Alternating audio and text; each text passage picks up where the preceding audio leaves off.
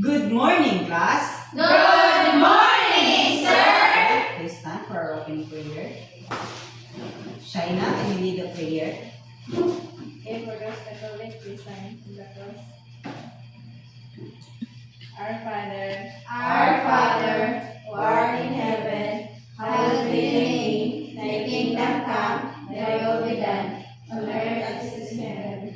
Give us this day our daily bread, and forgive us our sins, as we forgive those sins. Don't bring us to test, but deliver us from evil. Amen. Once again, good morning, class. Good morning, sir. How are you today? We are all fine. Well, that's good to hear. Before take your seats, can you pick up some pieces of paper under your chairs and arrange your chairs properly. Okay, you can now take your seat. Right. Before we proceed to our new topic this morning, I have here a classroom rules that you need to follow during our class discussion. And it starts with the word good. Can we all read our classroom rules? Give respect to your teachers and classmates. Own your actions and take responsibility. On time and prepare for every class. Do your best and stay focused. Did you understand our classroom rules, class? Yes, sir. Alright, I have here also a reward patrol chart. And this chart shows for the group 1 and for the group 2. And as you can see, there's a number there. And there's a 6 level. And for that, if you are going to go to the jackpot 1, you can get an award later. Do you want to get an award, class? Yes, Alright, then you should participate and cooperate well during our class discussion.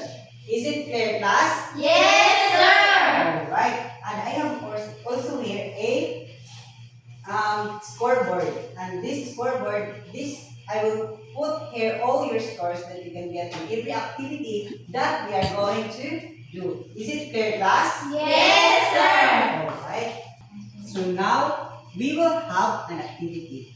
Do you want an activity, class? Yes, sir. Alright, this activity, you are just going to simply observe the picture, and what you are going to do is to observe silently. Is it clear, class? Yes, sir. Alright.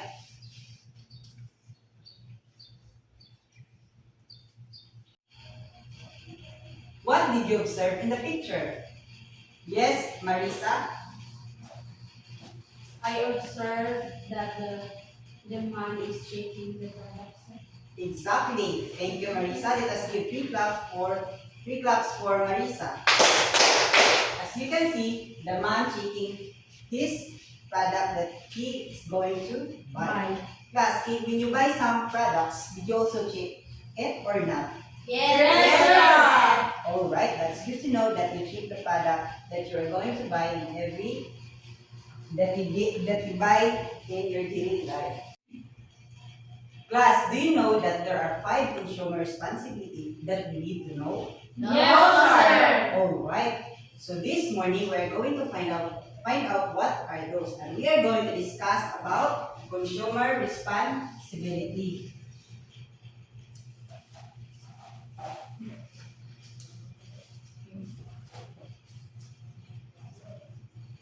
Everybody read. Consumer responsibility. Alright. But before that, let us know first the objectives that we need to attain at the end of the lesson.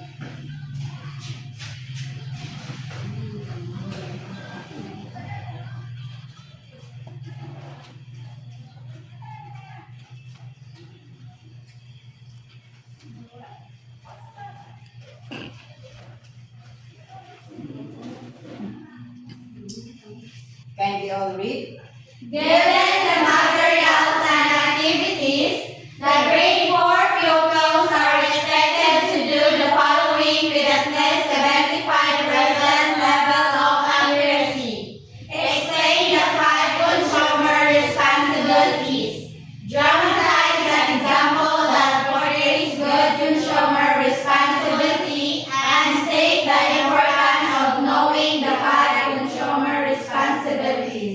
Are the objectives clear, class? Yes, sir! Alright. In order to attain all these objectives, I want you to cooperate and participate well during our class discussion. Is it clear, class? Yes, sir! Alright. Now, we will have a game. Do you want to play a game, class? Yes, sir! Alright. This game is called Turbo Taas. What you are going to do is to simply raise this sign of a Roman if it shows, the picture shows a man, one, and it shows a good one, and therefore you're going to just simply raise the sign of shape. Is it clear, class? Yes, sir! For that, I will group you first into two groups. This will be the group 1 and this will be the group 2.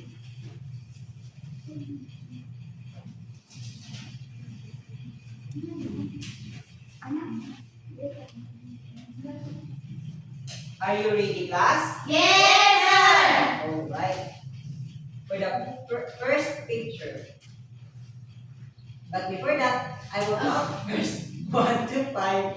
And then if I said 5, then you are going to raise your answer. Now in that picture, do you think is it a good one or a bad one? 1, 2, 3, 4, 5. Yes, Then the both group, it's a tie because all your answers are correct. Therefore, both of you got 5 points. And for the second picture,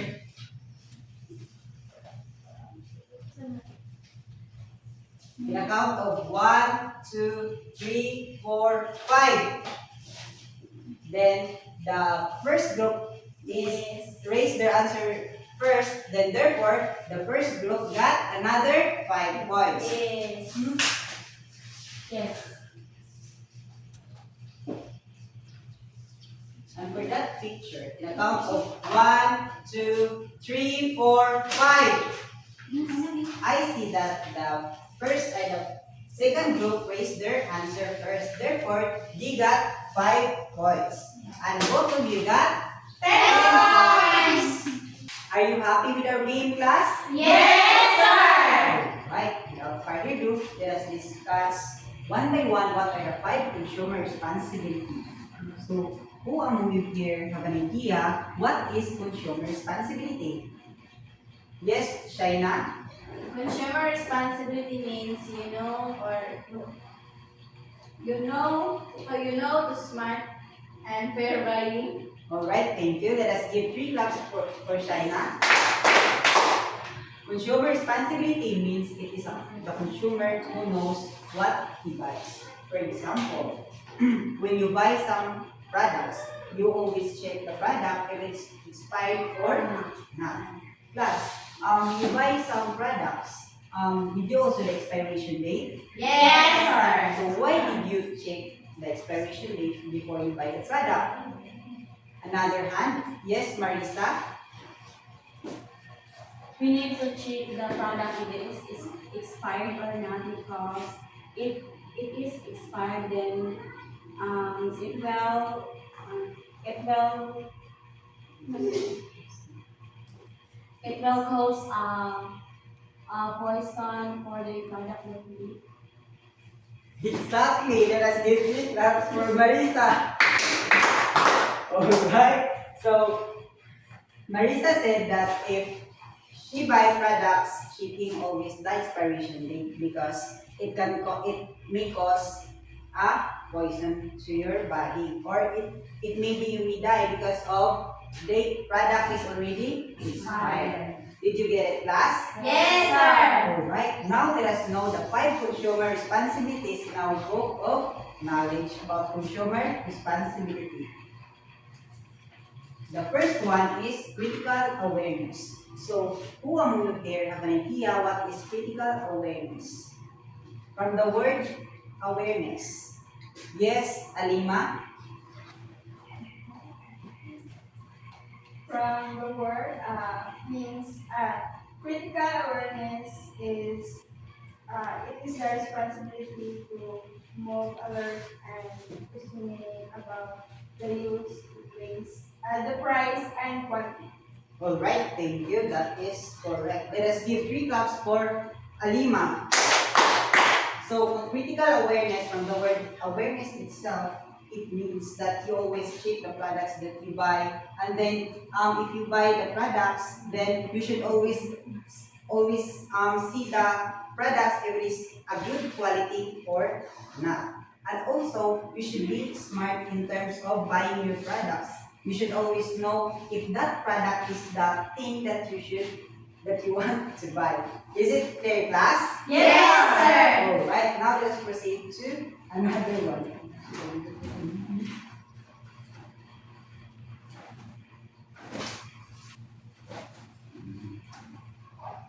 Can we all read? Action.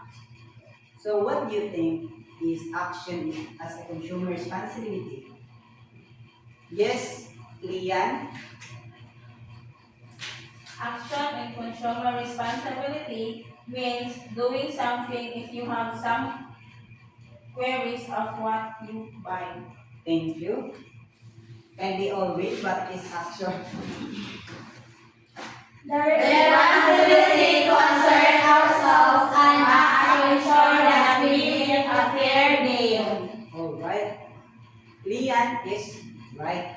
Action means is that when you are going to buy some products, then you find out that the product is already expired or is damaged. Then therefore, as a consumer, you have the right also to go to the store that you buy that products. Then you can ask for what do you mean by this?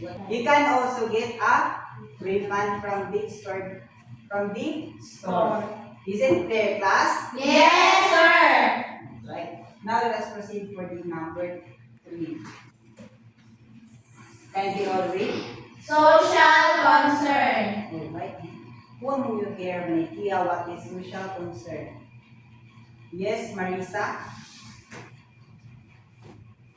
For me, social concern, sorry, it means knowing after what to do and after what to buy something. Alright, thank you.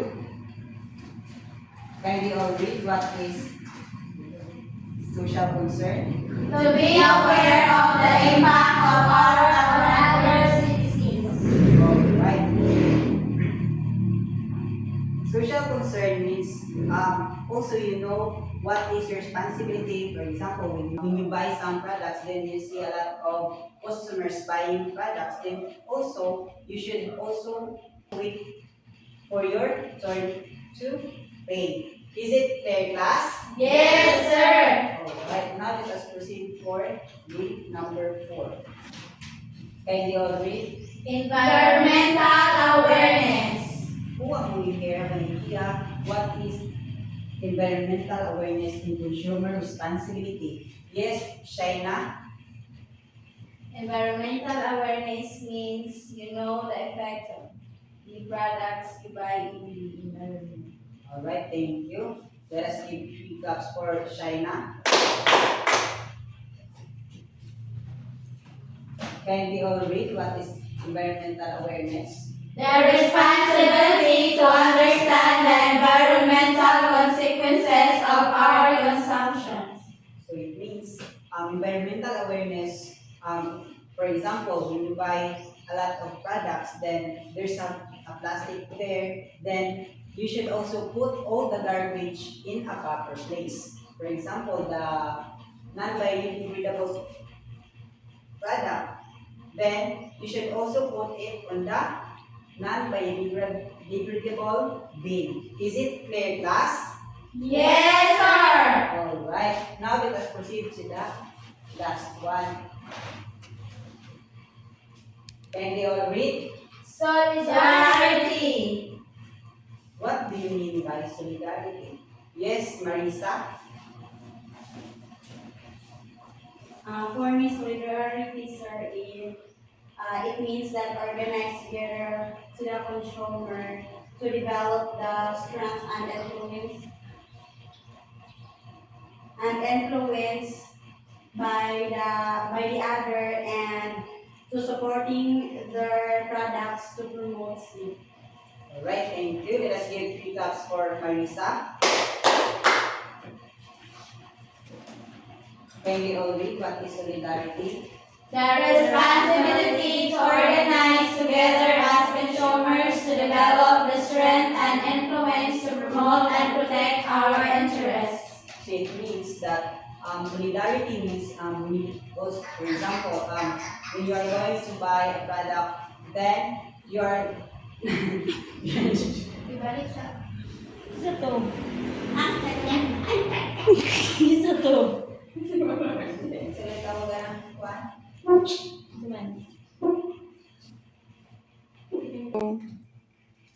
Solidarity means, for example, when you go to a mall, then you see something that is not good for your eyes, then you should not spread that information. For example, that place is very dirty, that place is very not good, or anything that can harm for their promotion. So, responsible consumer, you should avoid that thing, spreading false information. Is it clear, class? Yes, sir. All right. Did you understand our discussion this morning, class? Yes, sir. All right. So, I have some questions in order for me to know if you really understand our topic this morning.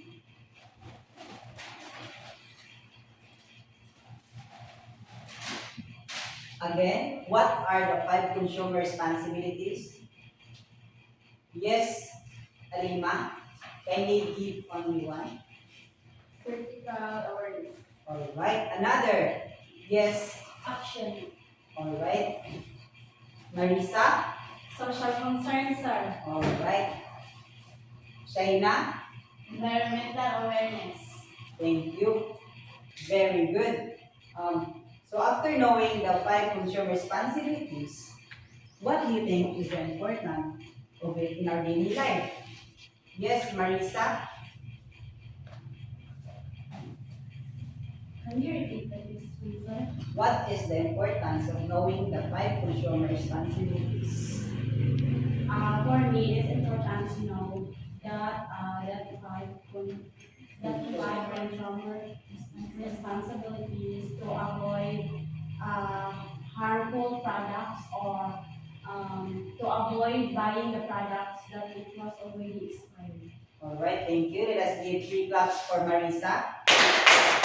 It is very important for us to know the 5 consumer responsibilities in order for us to know what are the products that what we are going to buy, what are the things that we should do and we should not do when we are going to buy products. And also, we know how to be fair and smart in terms of buying some products. Is it clear, class? Yes, sir. All right. Do you have any questions or clarifications regarding with our discussion? None, sir. All right, since none, let's have an activity. You are just going to dramatize at least 2 consumer responsibilities. But before that, I will group you into 2 groups. This will be the group 1 and this will be the group 2. And I have here the 5 consumer responsibilities and you're just going to draw at least 2 consumer responsibilities. Go.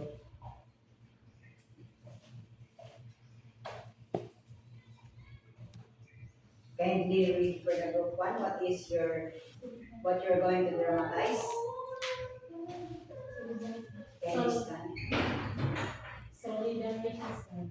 And And social concern. alright, how about the group 2? We have environmental awareness and critical awareness. Alright, I will give you 5 minutes to prepare for this activity. But before that, these are your criteria in giving grades for your activity. Kindly all read. Criteria. Content 10 points. Cooperation 5 points. Creativity 10 points. Total 5 points. Alright, you can now start. And now, since you already done with your performance, I will give you now your scores for your performance. For the content, as I can see for the group 1, there's not a clarity for the content about social concern and solidarity. Therefore, I will give them 10 points. Yes. And for the cooperation, as I can see that all of their members are cooperate well, then therefore I will give them 5 points. And for the creativity, I can see that there's a creativeness in terms of their performance, and I can see that it's very unique. Then therefore I will give them 10 points. Yes. And a total of 25 points. And for the group 2, for their content, I can see that their content is correct, and I see that there's a really good performance, then therefore I will give them 10 points. And for their cooperation, as I can see that all of their members cooperate well, then I will give them 5 points. Yes. And for the creativity, I can see that their performance are very unique and it's very nice and amazing. So therefore, I will give them 10 points. Yes. And for the total of 25 points.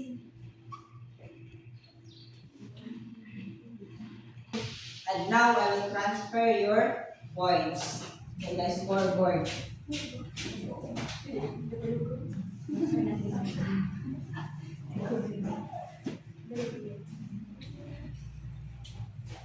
Since I see that all of you participate well during the class discussion, every group will receive 3 ADs.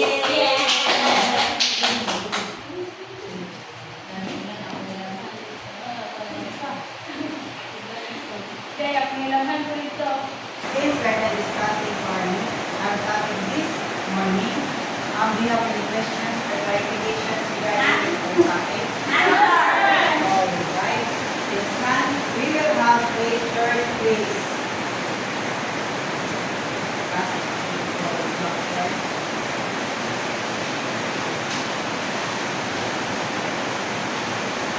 I will give you 3 minutes for you to answer. Are you done, class? Okay, pass it forward.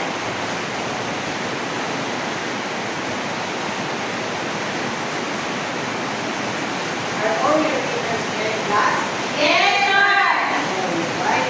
But before we look into our session this morning, for your assignment, we are going to draw a picture of yourself as a consumer responsibility and then write a short paragraph that describes how this will become in the picture a consumer responsibility.